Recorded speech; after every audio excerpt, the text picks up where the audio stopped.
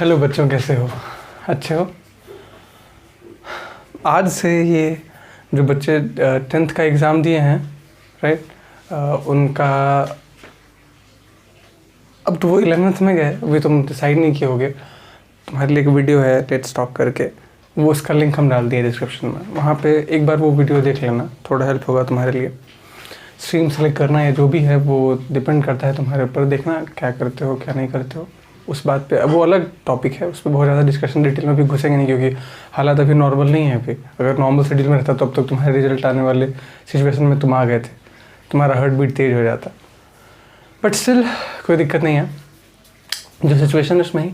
तो it doesn't matter कि तुम कौन सा स्ट्रीम चूज़ करना चाहते हो।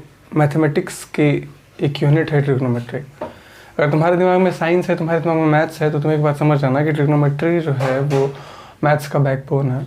अगर तुम इवन दो 10th में भी नहीं पढ़े, बट तुम जो 10th में ट्रिग्नोमेट्री देख के आए हो वो टीज़र भी नहीं है। इनफैक्ट अगर हम कहें तो टीज़र भी नहीं है, क्योंकि 11th में तुम देखो कि वो ट्रिग्नोमेट्री बहुत लंबे तौर पे एक्सपेंड कर जाता है।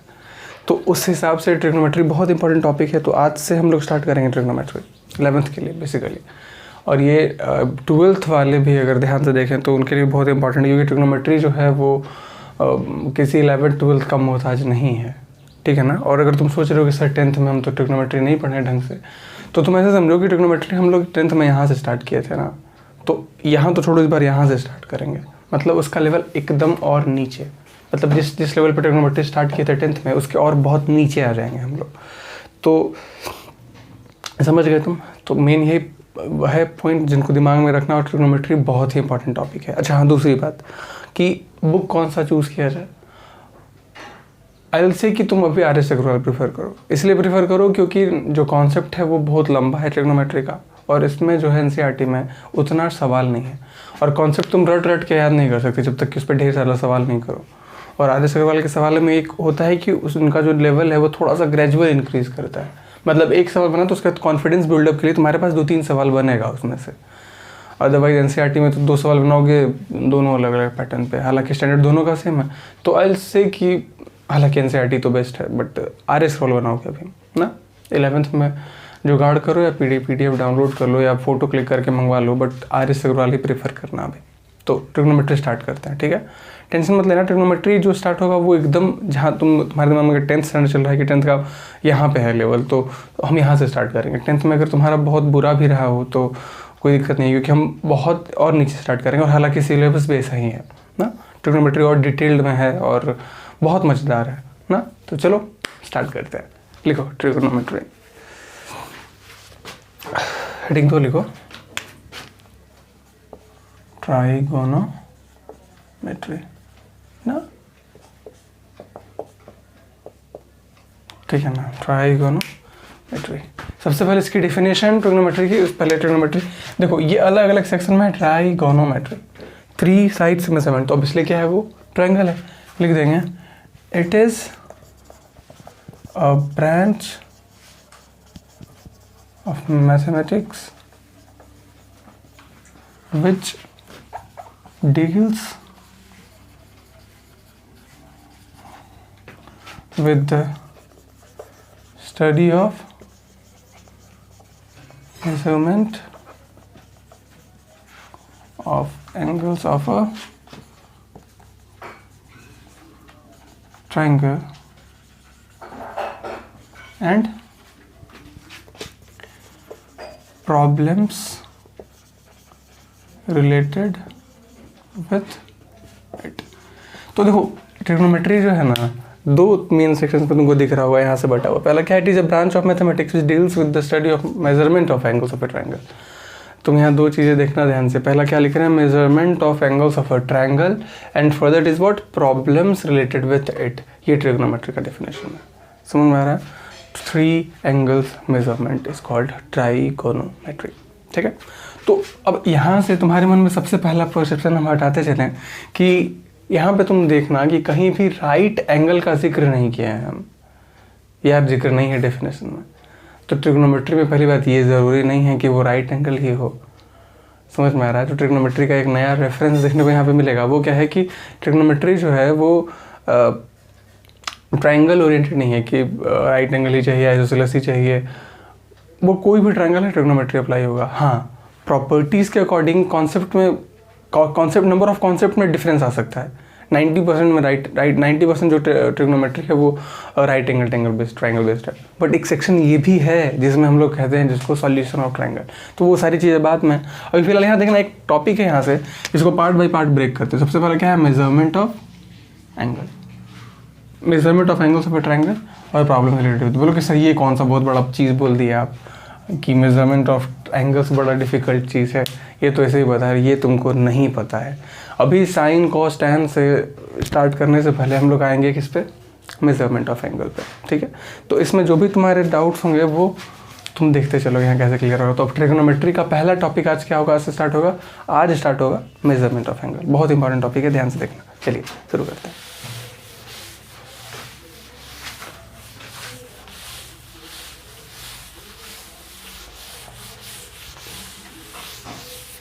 देखिए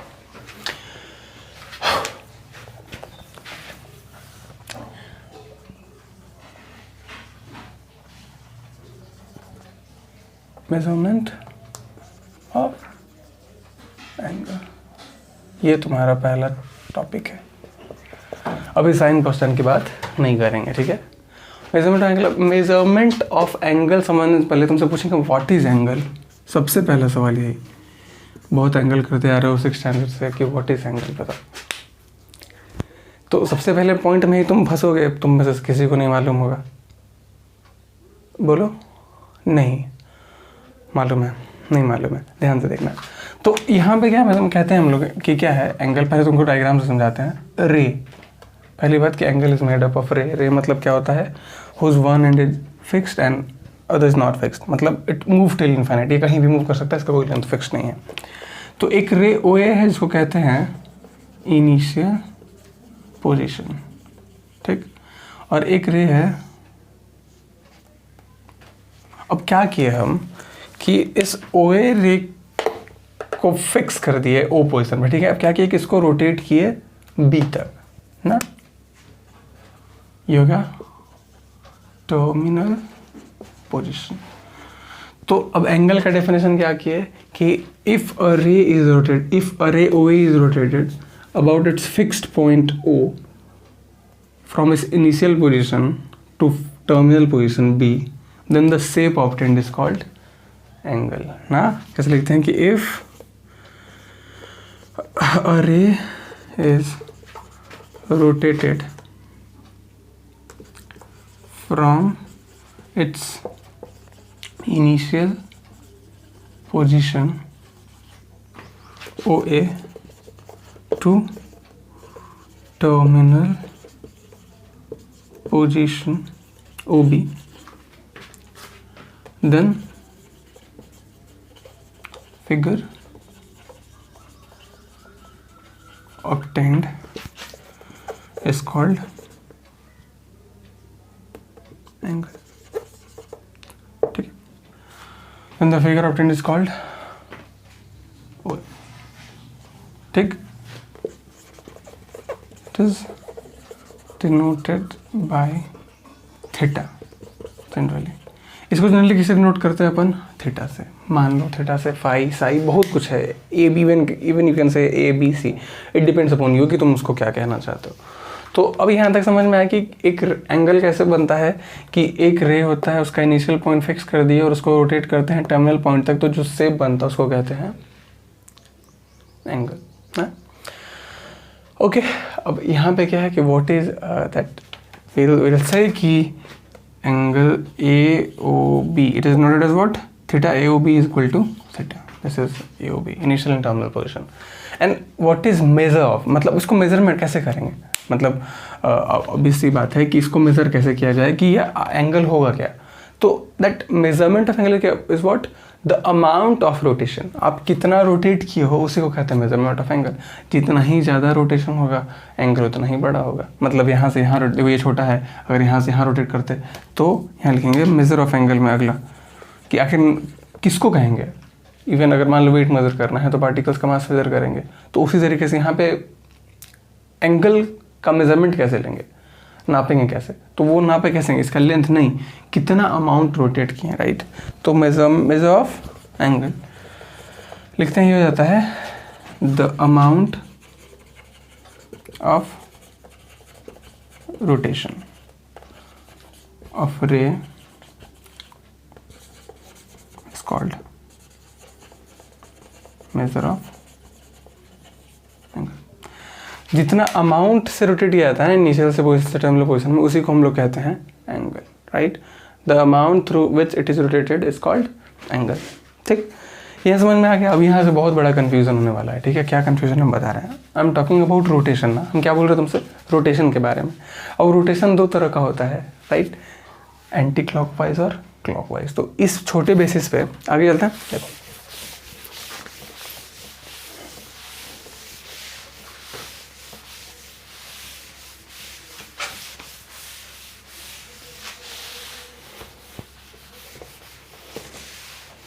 ठीक है, अब यहाँ से तुम्हारे पास दो तरह का रोटेशन है, ध्यान से समझना। अगर मान लो कि ये एंगल ऐसे कहें, तो अब हमारे पास एक एंगल के पास पहुँचने के लिए, जैसे मान लो कि अगर ये है तो इसको यहाँ ऐसे भी पहुँच सकते हैं, ऐसे सिंपल, या इसको यहाँ से भी घूम के पहुँच सकते हैं। इन दोनों में कुछ तो डिफरेंस होगा भाई, ऐसा नहीं कि जिसका मन किया वैसे रोटेट कर दिए।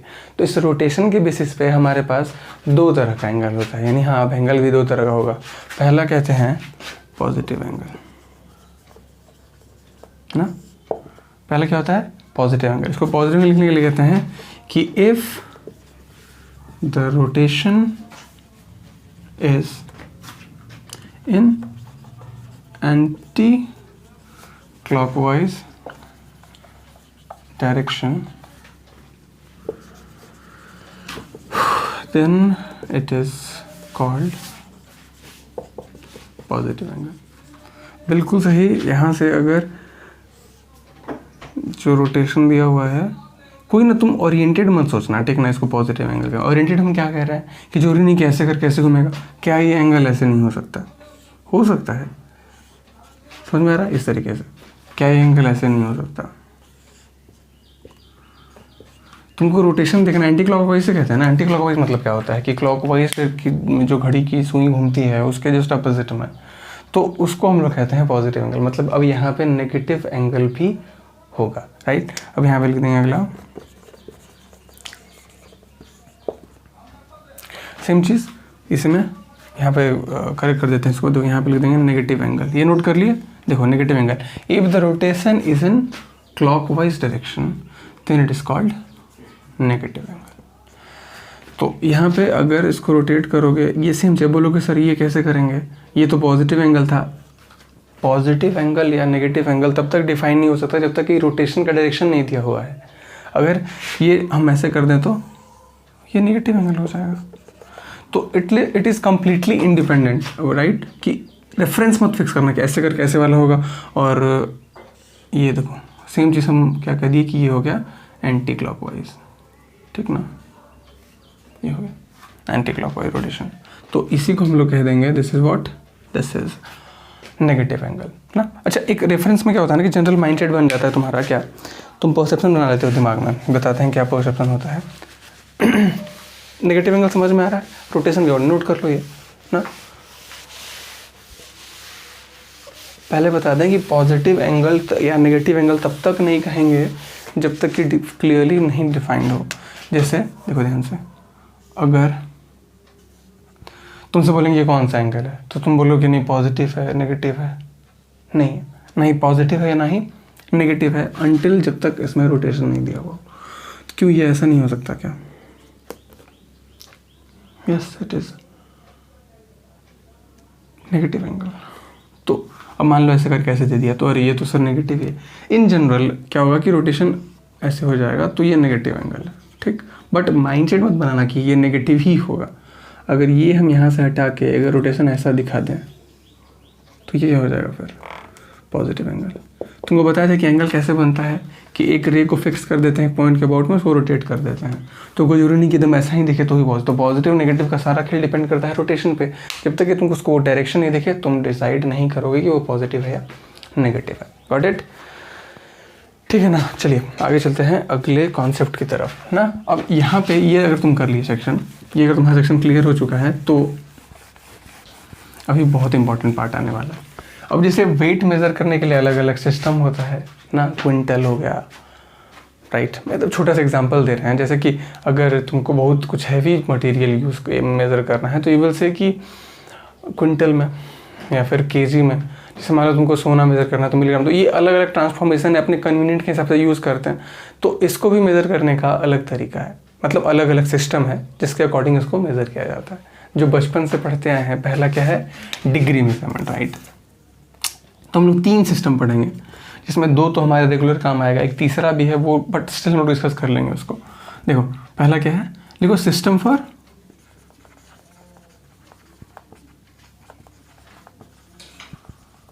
Measurement of angle, system for measurement of angle. पहला क्या है, सेक्साजेसिमल, ठीक, सेक्साजेसिमल मेजरमेंट, ये इसी को क्या कहते हैं, degree, right. Second one is what, centesimal, क्या कहते हैं, सेंटीसिमल मेजरमेंट सिस्टम है, सेंटीसिमल सिस्टम, इसको कहते हैं ग्रेड। और थर्ड जो है वो है सर्कुलर सिस्टम, इसको कहते हैं रेडियन। जो 2 तुम जानते हो जो बहुत इंपॉर्टेंट है, सेक्साजेसिमल और सर्कुलर सिस्टम। सेंटीसिमल मेजरमेंट बहुत ज़्यादा पॉपुलर नहीं हुआ क्योंकि हम लोगों को बताएंगे कि बहुत ज़्यादा डिफरेंस नहीं है डिग्री और ग्रेड में। अभी देखेंगे, अब जैसे तुमसे पूछेंगे व्हाट इज़ 1 डिग्री, बताओ व्हाट इज़ 1 डिग्री, बचपन से पढ़ते आ रहे हो, बताओ व्हाट इज़ 1 डिग्री, किसको 1 डिग्री कहेंगे। देखिए तो चलो यहाँ से स्टार्ट करते हैं। हाँ, नहीं मालूम है तुमको, सेक्साजेसिमल मेजरमेंट में सबसे पहले डिफाइन करते हैं 1 डिग्री, ठीक। डिग्री डिफाइन करेंगे तो धीरे धीरे काम बनता चला जाएगा। 1 डिग्री कैसे रहता है, लिखेंगे if a circle is divided into 360 equal parts from its center, then 1/360th part of the circle is called 1 degree. 1 degree इसको लिखे, डिनोट करते हैं ऊपर में 0 से, राइट। तो अब ये क्या है 1 डिग्री, भाई हम क्या इंग्लिश लिखे, ध्यान से देखना।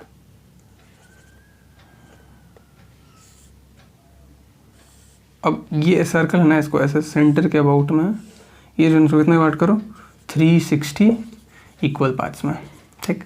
इसको 360 इक्वल पार्ट्स में बांट दो। अब तुम बोलोगे सर मान लीजिए हम बहुत बड़ा सर्कल लेते तो इट इज़ इंडिपेंडेंट ऑफ, ऐसा नहीं कि तुम्हारा, अच्छा देखो ना तुम यहाँ से मान लो कि ये एक 1 डिग्री है, ठीक। तो अगर इसको हम इतना बड़ा खींच दे तो क्या 50 डिग्री हो जाएगा, ये 1 डिग्री ही रहेगा। जैसे मान लो एक बड़ा सर्कल है, तुम बोलोगे कि सर छोटा ले ले, तो इससे फ़र्क नहीं पड़ता दोस्त, देखो कितना भी छोटा ले लो तो वो 360 डिग्री पार्ट में बांट करेंगे तो रे के लेंथ पर डिपेंड नहीं करता, ये अमाउंट ऑफ रोटेशन पर डिपेंड करता है कि आप कितना अमाउंट रोटेट किए। It will never changes, right. ये हमेशा जो रहेगा वो क्या रहेगा, फिक्स्ड रहेगा। इसीलिए कहते हैं 1/360th part is equal to 1 degree. सबसे पहले सिस्टम क्या डिफाइन किए कि 1 degree is what, 1/360th part of a circle is called 1 degree. Got it, ठीक है ना, ये समझ में आ रहा है। एक सर्कल डिफाइन टू 360, अगर 360 इक्वल पार्ट में बांट करते हो तो 1 डिग्री क्या होता है, 1/360th पार्ट, ठीक है। अब इसमें 2 अलग अलग सेक्शंस है। पहला क्या है, डिग्री, मिनट एंड सेकंड। मतलब अब परफेक्शन के अबाउट में तुम ये नहीं कह सकते 37.5 डिग्री, 0.5 इज नथिंग है। हमारे पास 37 के बाद सीधे मिनट आ जाएगा, पॉइंट वाला कोई चीज़ नहीं होगा, समझ में आ रहा है। हमेशा एब्सोल्यूट वैल्यू आएगा। तो ट्रिग्नोमेट्री सोचो कितना डिटेल में है। तुम पहले अगर तुम ICSE बोर्ड से हो तो तुमको थोड़ा बहुत आइडिया होगा कि मिनट सेकंड भी होता है, बट अगर CBSE से हो तो इसका कहीं डिस्कशन नहीं है पहले। मतलब अगर तुम देखोगे तो पहले कोई डिस्कशन नहीं है इस टॉपिक पे कि मिनट होता है या सेकंड होता है, बट यहाँ पे है डिस्कशन। और इवन दो ट्रिग्नोमेट्री का वैल्यू जैसे तुम sin 30 डिग्री निकालते हो, sin 30 डिग्री 30 मिनट भी निकलेगा। तो ये इक्वली इंपॉर्टेंट है, इसीलिए ध्यान से समझना। अगला लिखते हैं, यहाँ पे लिख देंगे 1 मिनट वही मिनट वाला मिनट, ठीक, ध्यान से समझना। 1/60th पार्ट को कहते हैं डिग्री। लिखेंगे if 1 degree is divided into 60 equal parts, then 1/60th part of degree is called 1 minute। और 1 मिनट कैसे नोट करते हैं? 1 क्लिक के ऊपर डैश लगा देंगे। तुम यहाँ से ना थोड़ा सा अंदाज़ा लगा सकते हो कि जो भी वर्किंग है, मतलब जैसे तुम्हारी जो घड़ी काम करती है, जो एनालॉग वॉच है या वॉल क्लॉक है, जो एनालॉग सिस्टम पे काम करता है, उसमें सारे ये फंडे ही लगे हुए रहते हैं या इन्हीं का मेजरमेंट है जिसकी वजह से एक्यूरेट टाइमिंग दिखाता है। हालांकि उसमें भी बहुत थोड़ा सा रिलेटिव एरर होता है, मतलब टाइम टू टाइम देखोगे अगर बहुत स्टैंडर्ड वॉच है तो 2-3 साल में 1 मिनट का डिफ्लेक्शन आएगा, बट वो नेग्लिजिबल है, मतलब दैट्स नॉट एक्सेप्टेबल, वो नेगलेक्ट कर सकते हो तुम। बट कुछ जो लो क्वालिटी वॉचेज होते हैं उसमें तुम देखोगे कि टाइम के साथ ना थोड़ा सा वेरिएशन 1-2 मिनट का, 3 मिनट का वो आते रहता है। डिजिटल में तो अक्सर ऐसा होता है, बट एनालॉग में थोड़ा चांसेस कम रहता है। तो ये मेजरमेंट इसी बेसिस पे होता है। जैसे अब यहाँ पे मान लो कि अब तुमको ना 1 डिग्री हम जूम करके दिखा रहे हैं, जैसे 1 डिग्री बाहर निकाल दिए, 1 डिग्री काफ़ी बड़ा छोटा होता है। अब 1 डिग्री में मान लो कि एग्जैक्टली 37 डिग्री नहीं हुआ, 38 डिग्री पे नहीं हुआ, बीच में कहीं अटक गया, तो तुम क्या किया, यहाँ ले लिए, चलो क्या किया कि ये 1 डिग्री है, ये 1 डिग्री, इसको क्या किया कि ये ऐसे हम बांट दिए, कितना इक्वल पार्ट्स में, 60। और ये जो पार्ट है 1/60th part of circle, 1/60th part of circle is called 1/60th part of degree, 1 degree, 1/60th part of 1 degree is called 1 minute, right? 1/60th part of degree of is called 1 minute। तो ये हो गया 1 minute। 1 के ऊपर dash लिखते हैं, बिल्कुल सही समझ रहे हो। जैसे मिनट है उसके ऊपर आ जाएगा क्या, सेकेंड, 1 सेकेंड। अगले टॉपिक लिखो, ठीक। 1 सेकेंड क्या होगा, इफ़ 1 मिनट, अब मान लो मिनट में भी कंप्लीट नहीं हुआ तो वैसे नहीं कि 37 डिग्री 25.3 मिनट, अब मिनट भी पॉइंट में नहीं होगा। अगर मिनट नहीं हो पाया कंप्लीट, मान लो 26 मिनट नहीं हो पाया, तुम समझ गए कि 1 डिग्री में 60 मिनट। हम लोग क्या लिख सकते हैं, व्हाट 1 डिग्री कंटेन 60 मिनट्स, ठीक। नेक्स्ट एंड लिखते हैं कि if 1 minute is divided into 60 equal parts, then 1/60th part of circle, 1/60th part of 1 minute is called 1 second। 1 के ऊपर डबल डैश लगा देना। अब क्या करते हैं कि यहाँ जो तुम्हारा 1 सेकंड 1 मिनट था ना, इसको हम यहाँ से लाए ऐसे खींच के और इसको कर दिए जूम। ये तुम्हारे पास था 1 मिनट। अब 1 मिनट को क्या किया कि हम यहाँ पे बांट दिए कितना, 60 इक्वल पार्ट्स में। तो ये जो 1/60th पार्ट है of 1 minute is called 1 second. Overall what we have, 1 minute is equal to 60 second. समझ में आ रहा है?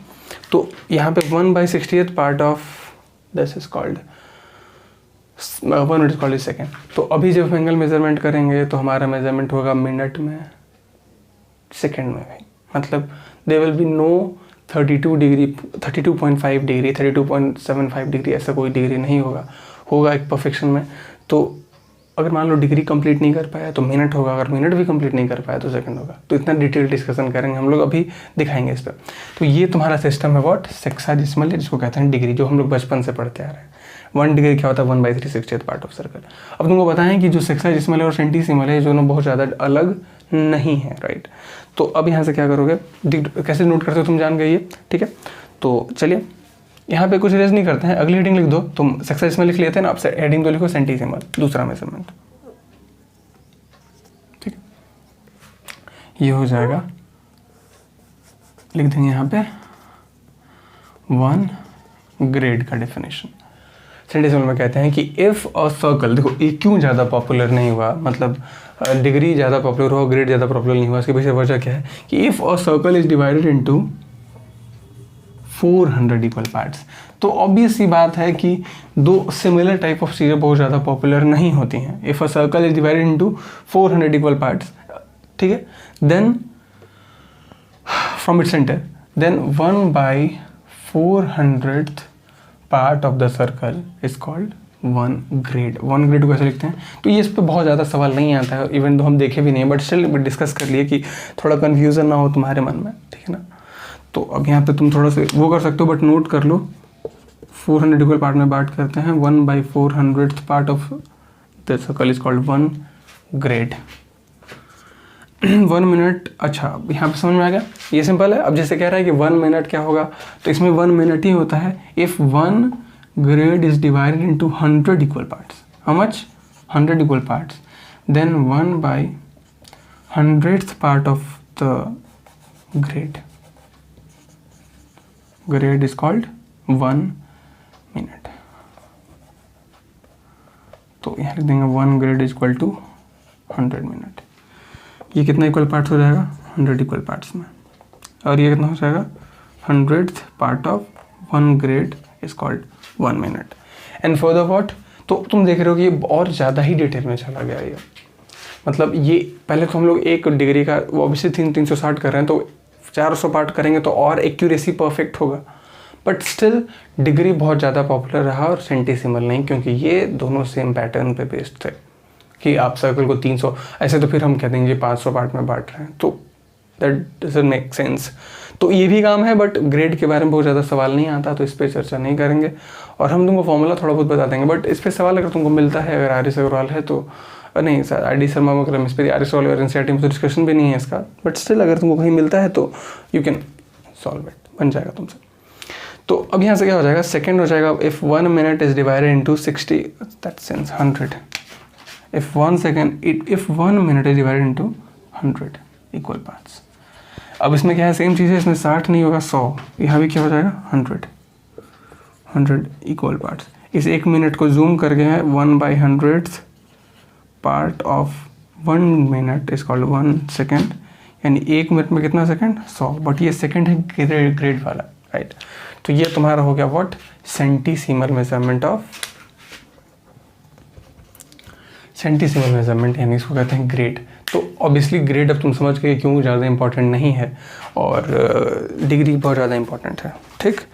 तो नेक्स्ट अब लिखते हैं लास्ट, ये वाला बहुत इंपॉर्टेंट, ये नया सिस्टम है और सेक्साडेसिमल, और ये तुम्हारे लिए क्या है कि देखो ये तुम्हारा बहुत फ्रेंडली है, बहुत सारी चीज़ें जब तुमको इसमें समझ में नहीं आएंगी, जो यूजुअल अप्रोच होता है, तुम इसको बचपन से देखते आ रहे हो, तो ऑब्वियसली डिग्री तुम्हारे लिए ज़्यादा फैमिलियर है in respect with circular system. तो सर्कुलर सिस्टम डिफरेंट है भाई, सर्कुलर सिस्टम डिफरेंट है, इसको समझना थोड़ा ज़रूरी है, ज़्यादा ध्यान से देखना। ये कहीं तो ग्रेड और वो नोट कर लो तुम, ग्रेड और वो नोट कर लो, इसके बाद हम लोग आगे बात करते हैं। अभी लिखो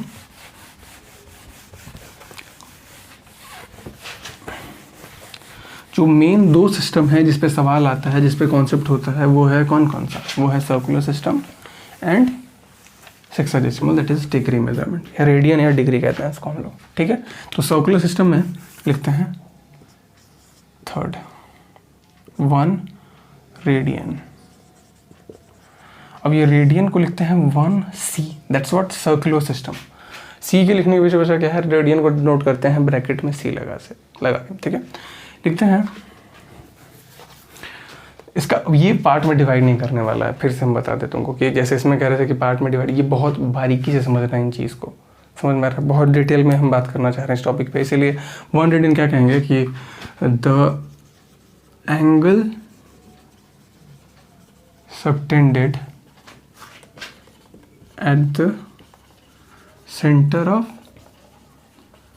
circle by an arc. Arc समझ में आता है, the part of a circle, right. देखो ये आर्क, छोटी ये आर्क ना, by an arc of length equal to radius is called 1 radian है, 1 के ऊपर सी लिखते हैं, 1 रेडियन 1 के ऊपर लिखते हैं C, by an arc length of equal to radius is called 1 radian. इसका मतलब क्या है, ध्यान से देखना,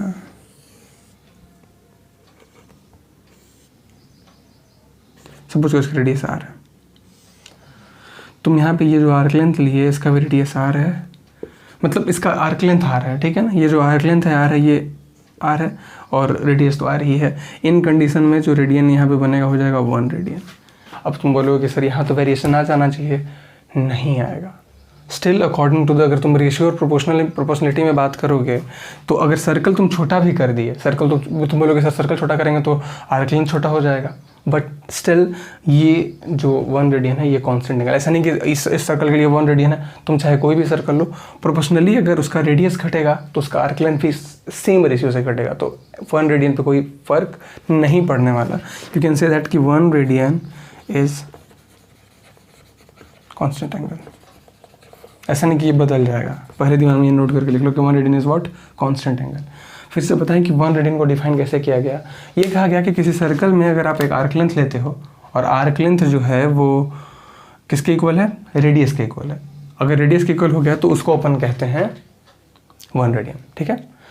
तो अभी तक कोई प्रॉब्लम नहीं है, यहाँ तक समझ में आ रहा है, नहीं दिक्कत है ना। तुम एक बात समझना यहाँ ध्यान से, वो समझाने वाली चीज़ क्या है कि इसको नोट करते हैं 1 रेडियन से। हमारे पास एक चीज़ है वो क्या है कि तुम कह सकते हो कि एक सर्कल में जो क्यों 360 डिग्री होता है, अगर डिग्री के टर्म में करें तो एक सर्कल में क्यों 400 ग्रेड होता है, क्योंकि 400 इक्वल पार्ट में बांट किए।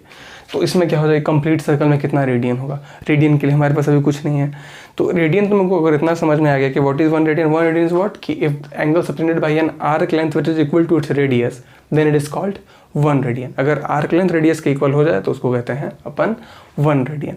तो अभी इस पे बात करेंगे, एक थ्योरम है, ज़्यादा कुछ है नहीं मेजरमेंट ऑफ एंगल सेक्शन में, ठीक है ना। पहले तो ये समझ गए तुम कि 1 रेडियन इज कांस्टेंट एंगल। इसका मतलब, इसका कहीं भी मतलब नहीं है कि तुम सर्कल छोटा बड़ा करोगे तो इसका वैल्यू वेरी करेगा, नहीं, इससे मतलब नहीं है, क्योंकि रिलेटिवली भले ही आर्क लेंथ घट रहा है तो रिलेटिवली रेडियस भी घटेगा, but that angle 1 radian will remain same.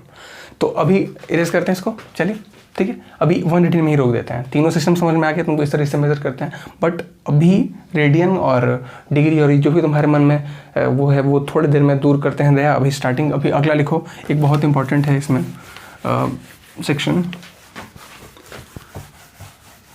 मतलब इवन कह सकते हो कि फॉर्मूला के नाम पे ना बस एक ही चीज़ है इसमें, फॉर्मूला के नाम पे बस एक ही चीज़ है। हम सवाल को डिस्कस नहीं कर रहे हैं, बस छोटा मोटा कॉन्सेप्ट डिस्कस कर रहे हैं, ठीक है ना। फॉर्मूला के नाम पे अगर देखा जाए तो सिर्फ एक चीज़ है, वो क्या है,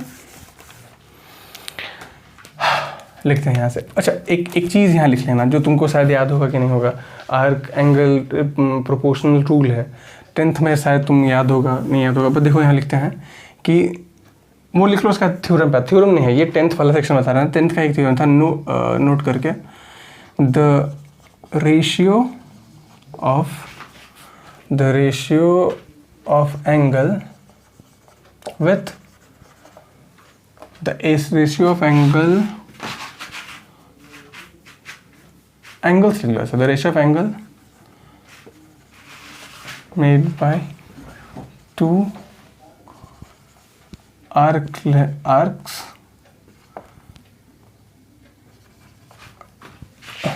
are equal to the ratio of corresponding arc length। इसका माने मतलब ये देखो बताते हैं, एक सर्कल है, this is θ1 and this is θ2, ये हो जाएगा ए सी। अब ये दो अलग है, एक एंगल AO भी है, इसका आर्क लेंथ L1 है, इसका आर्क लेंथ L2 है। तो तुम कह सकते हो कि L1 by L2 is equal to angle AOB by angle AOC, which is what L1 by L2 is equal to θ1 by θ2। ये 10th की एक प्रॉपर्टी थी कि ratio of arc length is equal to ratio of two, शायद ये हटा भी दिया गया है, बट स्टिल इसका थोड़ा सा यूज है, इसलिए तुमको हम बता दिए, प्रॉपर्टी नोट कर लेना या लिख लेना इसको, ठीक है। तो चलिए अब यहाँ से बात करते हैं हम लोग अगला, ये लिख लिया L1 by L2 is equal to θ1 by θ2। तो यहाँ लिखते हैं, अब थ्योरम की बात करते हैं, ठीक ना। थ्योरम की बात करते हैं, थ्योरम में लिखते हैं इफ θc, ध्यान से समझना, ये थ्योरम लगाने से पहले सबसे पहला रिस्ट्रिक्शन कि ये सिर्फ रेडियन मेजरमेंट पे एप्लीकेबल होगा। आई टोल्ड यू क्लियरली कि ये जो मेजरमेंट है वो क्यों, अब ये क्यों होगा मेजरमेंट हम लोग को बताते हैं, ठीक ना। If theta C be the angle subtended at the center of circle by arc having length L and radius R. Then this theorem says कि theta c is equal to L by R. मतलब क्या है कि अगर यहाँ पे ये arc length L है, ये रेडियस R है और ये थीटा c है, तो ये रिलेशन होगा आपस में। इसका प्रूफ देख लो ना, ये प्रूफ हम इसलिए ये बताए ताकि तुमको ये प्रूफ समझा सकें, ठीक ना। ध्यान से देखना, दो लेते हैं, पहले ये ले लिए और ये लिए, ठीक। तो ये जो बड़ा वाला आर्क लेंथ है, जैसे ए बी सी, ये बड़ा वाला जो आर्क लेंथ है ए बी छोटा वाला, इसको कह दिए ये एल लेंथ का है, और ये जो है बाहर वाला ए सी, यहाँ से यहाँ, ये इसको कह दिए कि ये आर है। देखो ये ए सी आर्क लेंथ है, ये बड़ा वाला यहाँ से यहाँ तक, इसको ये कह दिए, मतलब इसका आर्क लेंथ आर है। अपने मन से लिए हैं ये, और ऑब्वियसली तुम जानते हो कि अपने मन से सेंटर पे लेते तो हो जाता है 1 रेडियन, और इसका जो हो गया थीटा सी हो गया, ठीक। अब तुम्हारे पास क्या बताए थे कि ratio of angle subtended at the center is equal to the ratio of arc length. What we have, theta C by, अगला रेडियन क्या है, देखो theta C by 1 radian which is equal to theta C कितनी, किसकी वजह से, L की वजह से, और आर्क लेंथ जो है दूसरा वो किसकी वजह से, आर की वजह से। तो ऑब्वियसली 1 रेडियन का इंपॉर्टेंस नहीं है, तो हो जाएगा एल बाई आर। अब तुम्हारे मन में सवाल उठा कि क्या सर पहले हम लोग तो रेडियन पढ़े ही नहीं थे। देखो ये एंगल के लिए डिफाइंड है, अगर इवन तो यहाँ पे डिग्री लिखा हुआ है तो भी चलेगा, बट बात देखो एंगल और लेंथ ये दो अलग अलग यूनिट है। एंगल का मेजरमेंट को रिलेट करना है लेंथ से, ये थोड़ा मुश्किल वाली चीज़ है। तो अब यहाँ से बोलो कि समझ में आ रहा है हम क्या बोल रहे हैं, कि यहाँ पे जो तुम मेज़र किए वो था डिग्री। तो अब लेंथ वाली चीज़ को यहाँ पे कैलकुलेट करने के लिए रेडियस से रिलेट करना, तो हमारे पास एकमात्र ऐसा सिस्टम है जो रियल नंबर से रिलेटेड है, वो है दैट इज़ रेडियन। वहाँ पे पाई आएगा, इसीलिए यहाँ पे सिर्फ रेडियन ही एक्टिव है। इसलिए नोट मार्क करके इसमें लिखो वहाँ पे कि this formula is valid for if theta C must be in, लिखना इज लिख दो, theta C must be in radian. Even though अगर तुम्हारे पास ग्रेड में भी दिया हुआ है या डिग्री में दिया हुआ, तुम उसको ट्रांसफॉर्म करो। तो अब ये पहला टॉपिक तुम समझ गए। अभी बहुत आज हम कहाँ पे टॉपिक ख़त्म करेंगे, अभी तुमको सबसे पहले ये बताते हैं कि इनमें आपस में इंटर रिलेशन कैसे है। पहले तो ये समझना कि रेडियन मेजरमेंट क्या होता है, क्योंकि अभी तो तुम इतना जानो कि 1 रेडियन क्या होता है। जैसे हम कह सकते हैं कि in a complete circle if you revolve around a circle then there will be 360 degree, क्योंकि उसको 360 इक्वल पार्ट में बांटे हैं। अगर तुम ग्रेड की बात करोगे, सेंटीसिमल की बात करोगे, तो 400 ग्रेड होगा 400 इक्वल पार्ट्स में। And third one is what, कि if you are talking about radian measurement, तो इसके लिए हमारे पास एग्जैक्ट कुछ नहीं है। सबसे पहले कि इन तीनों के बीच में इंटर रिलेशन, फिर फॉर्मूला कन्वर्जन करेंगे और फिर वहाँ पे क्लास खत्म होगा। आज सवाल नहीं करेंगे, तुमको बस इतना समझना है, हम लोग अगले लेक्चर में करेंगे इस पर डिस्कशन, राइट। चलिए ये समझ में आ गया। इसको 12 बाई आर सवाल करते, बहुत सारा सवाल करेंगे 1 बाई 1 इस पर। मेन बहुत ज़्यादा कॉन्सेप्ट नहीं है इसमें, तुम देखोगे तो एक फॉर्मूला ये है theta equal to 12 by R, बाकी तो कॉन्सेप्ट तुमको समझने के लिए बताए। और एक मात्रा और फॉर्मूला आएगा, पहले लिखते हैं, लिखो आ गया, relation between degree, grade and radian.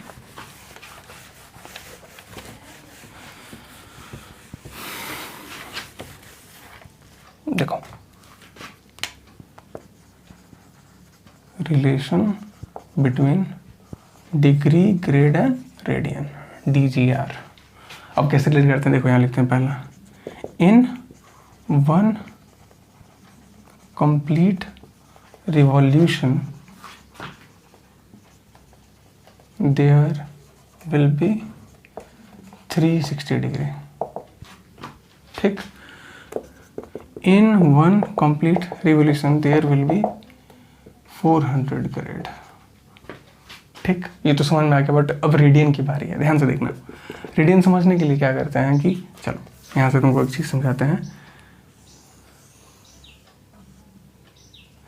कि मान लो कि एक सर्कल है, यहाँ से ये पूरा घूमने पे ना, यहाँ जैसे घुमा तो ये थीटा सी क्रिएट किया, ठीक है। एक कंप्लीट रोटेशन में तुम वही निकालना ना कि कंप्लीट रोटेशन में तो थीटा सी रोटेट किया, ठीक है। इसका रेडियस चूंकि आर है ना, तो हम क्या करते हैं कि यहाँ पे ले लेते हैं कि इसका आर्क लेंथ आर है, ठीक। ध्यान से देखना, दो एंगल हमारे पास, एक ये है जिसका रेडियन 1 है और दूसरा क्या है कि कंप्लीट एक सर्कल में थीटा सी बन रहा है। जैसे वहाँ कंप्लीट एक सर्कल में 360 डिग्री बन रहा था, कंप्लीट एक सर्कल में 400 ग्रेड बन रहा था। तो what we have according to that ratio theorem, ratio theorem that is what कि ratio of angle separating at the center, मतलब 1 रेडियन बाई थीटा सी। ये 1 रेडियन है और ये थीटा सी, और 1 रेडियन में ऊपर आर्क लेंथ कितना है आर, और जो थीटा सी इसमें कितना हो जाएगा, एक सर्कल का सर्कमफेरेंस कितना होता है, सर्कमफेरेंस होगा ना, क्योंकि यहाँ से स्टार्ट किए और यहीं पे खत्म किए, ये हो जाएगा 2 पाई आर, आर कट गया, theta c is equal to 2 pi, देखो पाई आ गया, that's real value, theta c is equal to 2 pi. मतलब in 1 complete revolution there will be 2 pi radian. एक कंप्लीट सर्कल 2 पाई रेडियन होता है। मतलब हमारे पास क्या है कि 360 degree is equal to 400 grade is equal to 2 pi radian. देखो ये ट्रांसफॉर्मेशन है, मतलब 2 पाई का मतलब क्या होता है 360 डिग्री ना। अच्छा एक और बात, ये बात फिर समझ लें कि क्या सर रेडियन में हमेशा पाई होगा, ज़रूरी नहीं है, पाई हो भी सकता है और नहीं भी। तो अभी तो यहाँ पे तुमको बताया था कि ग्रेड चूँकि बेचारा है, ठीक। अब एक टॉपिक होता है कन्वर्जन, राइट, क्या होता है कन्वर्जन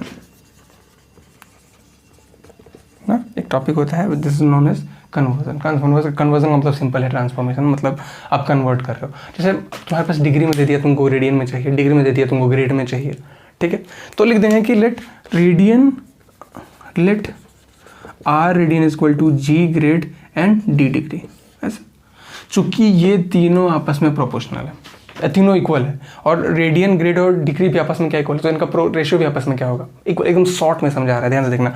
मान लो कि रेडियन ग्रेड और डिग्री इन तीनों का एक, अगर आर रेडियन है जो कि जी ग्रेड के इक्वल है, और जी ग्रेड जो है वो डी डिग्री के इक्वल है, मतलब कि आर तुम ये लिखो या ये लिखो सब एक बात है, अलग अलग सिस्टम है बस। तो आर और जी और डी इक्वल है, तो ऑब्वियसली ये तीनों इक्वल है, तो इनका रेशियो भी क्या होगा इक्वल होगा। What we have, there will be r by 360, इसको 1 कह दो, इसको 2 कह दो, ठीक है। ये तो जमसन है कि आर जी और डी, तो लिख देंगे r by 360, sorry that's radian ना, डी तो आर बाई लिख देंगे r by 2 pi. Make sure करना कि रेडियन के नीचे रेडियन हो, ग्रेड के नीचे हो जाएगा G by 400 grade and D by 360 degree. You can take common, that is what you can write here, r by pi is equal to g by 200 which is equal to d by 180 degree. That's it. ये है conversion. समझ में आ रहा है ना, conversion समझ में आया।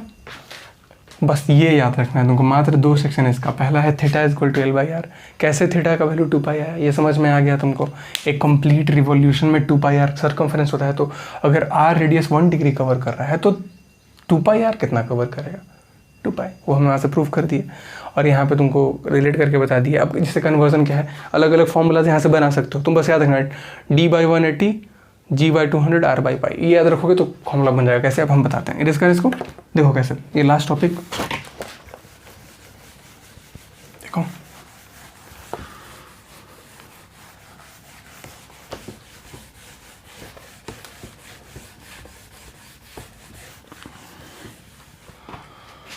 जैसे मान लो कन्वर्जन क्या आएगा ना कि you need to transform grade to degree. हालांकि ग्रेड वाला झमेला नहीं आएगा, बिल्कुल भी नहीं आएगा, बट ठीक है ग्रेड टू डिग्री करना है, मतलब ग्रेड में दिया हुआ है तुमको डिग्री में चाहिए। तो क्या लिखेंगे G by 200 is equal to D by 180 ना, ये लिख देंगे कि तो जी बाई 200 इंटू 180। ये ट्रांसफॉर्मेशन ईजी है। सिमिलरली अगर इसका अपोजिट कहेगा कि grade to degree to grade, तो लिख देंगे G is equal to D by 180 into 200। तो ये उतना इंपॉर्टेंट नहीं है रेडियन वाले पर्पस से। मेन जो सेक्शन क्या है वो हमारा होता है डिग्री टू रेडियन। डिग्री दिया हुआ रेडियन ट्रांसफॉर्म करना है, तो यहाँ लिख देते हैं d/180 is equal to r/π radian, which means r is equal to d/180 into pi. यहाँ पाई का वैल्यू 3.14 पुट करते हैं ना, तुमको चूँकि मालूम है कि पाई कहाँ से आया है, सर्कमफेरेंस से, और सर्कमफेरेंस का वैल्यू क्या होता है, if I am saying pi radian that means कि ये 180 डिग्री होगा, but if there is only pi that means what कि वो 3.14 ही होगा। तो यहाँ सिर्फ पाई है, देयर इज नो रेडियन, क्योंकि ट्रांसफॉर्मेशन हो रहा है यहाँ पे। एंड अगला क्या है, रेडियन टू डिग्री, ठीक। एंड रेडियन टू डिग्री की बात करेंगे तो ये हो जाएगा r is equal to r/π into d/180, we can write as r is equal to radian निकल गया, d is equal to r/π into 180। ये सारे सवाल अभी तुम्हारे कल डाउट क्लियर करेंगे, मतलब नेक्स्ट लेक्चर में। तो यहाँ पे अगर मेन सेक्शन बात करें कॉन्सेप्ट वाइज, तो मेजरमेंट ऑफ एंगल में इतना ही है ना। अब फिर सवाल है, तो सवाल किन किन टॉपिक्स पे आ सकता है, theta is equal to l/r। तो बच्चों एक और बात यहाँ से समझ लेना कि इनका जो फंडा होता है ना, अब ये कॉन्सेप्चुअल लेवल में घुसने लगा है, मतलब सारा चीज़ फॉर्मूला ही नहीं बताएगा ना।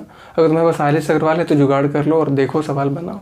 नहीं बनता है तो ऑब्वियसली, अगर नहीं भी बन रहा है, क्योंकि ऑब्वियसली नहीं बनेगा, कुछ टेक्निक्स होती हैं, कुछ मेथड है जो तुमको बताएंगे।